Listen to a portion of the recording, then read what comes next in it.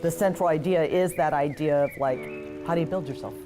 You know, do you build yourself through a personal mythos, or do you tell your own story? What do you edit out? What do you include? What do you emphasize? And then also, how are you a product of your culture?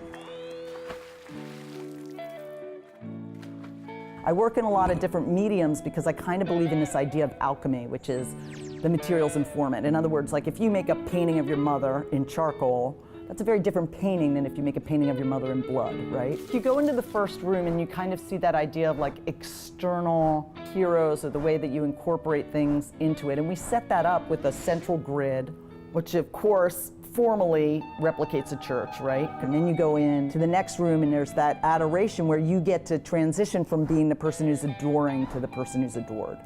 And in the next room, you go and then you get to see that idea of like, well, what's been provided for you? Okay, so you've been adored. Let's look at the reality of what's going on here. And the next room is kind of an introduction to the environment that I grew up in with all of its imperfections. I can tell all these stories about being a kid that are really kind of standard stories that I hope we can all extract shared history from.